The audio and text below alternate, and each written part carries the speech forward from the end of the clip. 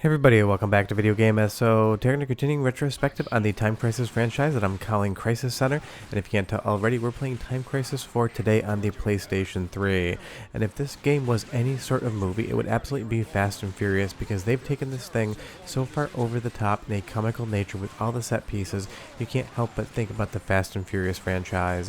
And that's not to say it's not a fun game, it's absolutely outstanding with awesome shooting mechanics and an even further expanded upon gameplay mechanic compared to the first 3 games. Before we get too far involved though, do me a huge favor down below, hit like and subscribe and ring that notification bell, definitely helps us out. If you feel so inclined and want to support the channel, you got a Patreon link down below as well. But Time Crisis 4 is the first game in this franchise that I originally played on home console versus arcade, because this came to the PlayStation 3 with the GunCon 3 and I bought it day one and absolutely played the ever-loving hell out of it. While I have played the arcade cabinet, the preferred version for me is definitely still PlayStation 3 for some expanded modes. And this is exactly the same game you've played 3 times already, except way wilder, way more over the top, and way more action-packed, because now we have nanobots, these terabytes that are basically going to amass and come towards you. Kind of feels a little bit like they're taking a page out of Sega's book with the House of the Dead and the Swarm enemies, but it totally works within the context of the story, and they are fun enemies to shoot at as well. And if you ever remember the boulder punching scene from Resident Evil 5, we're going to be getting some very similar stuff in here, because in the PlayStation 3 era, there always had to be some over-the-top, muscle-bound dude who was going to save the day. But as far as the gameplay is concerned, this is every bit as good as any Time Crisis has ever come before it, and you do get a little bit of an expanded feature with the ability to move the screen left and right at certain set pieces to attack enemies coming from different directions. It is a fun new mechanic, it's used sparingly, and while it doesn't really add much, you can tell the developers at Namco were trying to make this franchise fresh once again. And at least it avoided the overall brown olive drab color tone for so many of the PlayStation 3 and Xbox 360 games of the era, because this thing could have turned into a very drab experience all around. And just like in Crisis Zone, you get a lot of explodability on all of the different set pieces, so you really do get to see your bullets impact. And of course, now that we're onto a high definition system, you get better graphics and some of these fun shadows going along as well. But as far as the gameplay is concerned, this is still Time Crisis, and you know the action is still going to be absolutely outstanding with all of the same fun light gun mechanics involved. And there's so many different ways to play this. You can use a GunCon 3 and have a light gun on your LCD television with some IR sensors. There's also a PlayStation Move compatible version of this game. You can play with gun for IR or a mouse on RPCS 3. However you play this game, there's a ton of different ways to do it. The only wrong way is to not play it in the first place. And now we're going to get into this first set piece, which we can actually move the camera left or right. And I would say for the most part, if I haven't been playing this game recently enough, they really do trip me up, because when you're in cover and you pull the trigger, you switch the weapons and you're going to use a button depending on what you're using, a light gun or a controller, to move the screen left and right. And I always end up failing most of these unless I'm practiced at them. And it's probably going to be the same thing for you too. It works, but it is a little bit confusing because that's not what you're used to getting in something like a light gun game.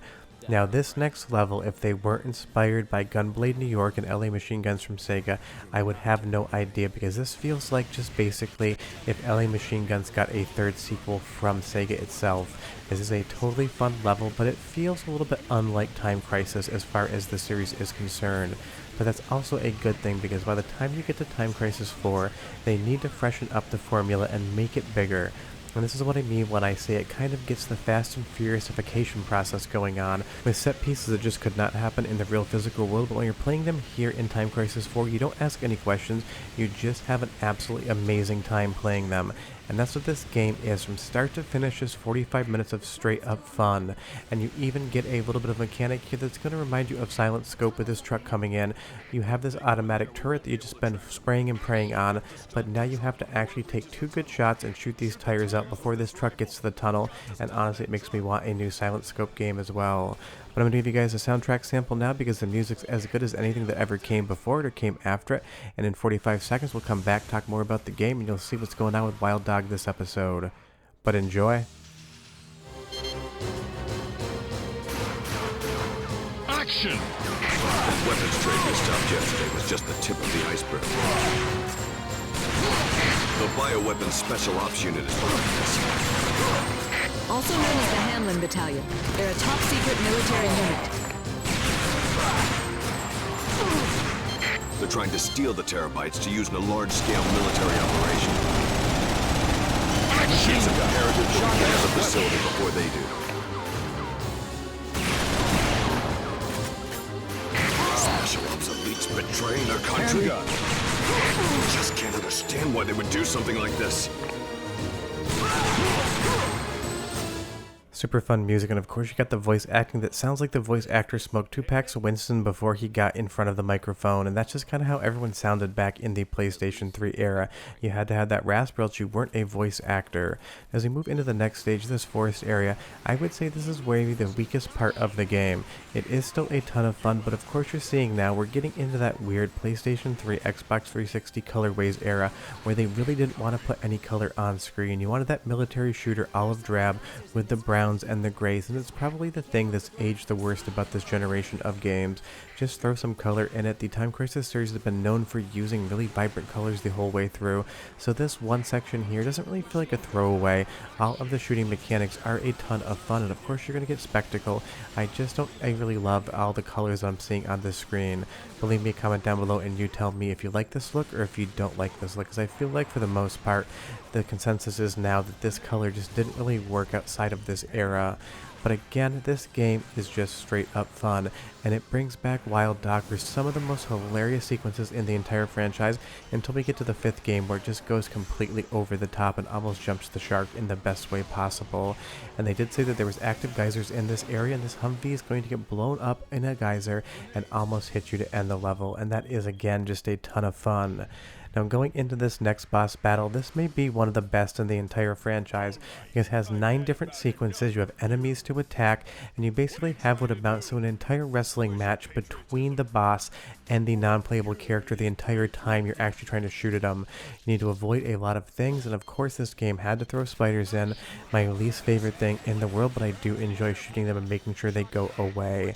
And that is the interesting thing with all the terabytes in this game. We have mosquitoes, we have ticks, we have spiders, things that we never saw in the franchise before. It does work in the context of Time Crisis, but it was a little bit jarring when you first saw this, because it kind of did feel like a mashup between Time Crisis and the House of the Dead. And I love that the voice on the radio, the woman here, yells out Lariat when he just gets completely tackled down there. You never meet her in the game until the credits, but she will give you a little advice as far as the radio is concerned and your best weapon selection. But you'll see here as we beat the boss again, a very big Chris Redfield in Resident Evil 5 moment. We're not going to be punching a boulder, but you're going to see right here the boss is dead. We get a cutscene and he just uppercuts him literally like he is a rock trying to destroy a member of STARS. It 100% works, it's 100% hilarious, and it's 100% stupid all at the same time. And that's what I kind of love about this game. It does not take itself seriously whatsoever. It has fun with what it's doing, and it just goes from there. Well, one more sound sample, then we're going to get to the Wild Dog segment, which is my favorite piece of the entire game. So listen just this time for 30 seconds, and I'll be right back with Wild Dog.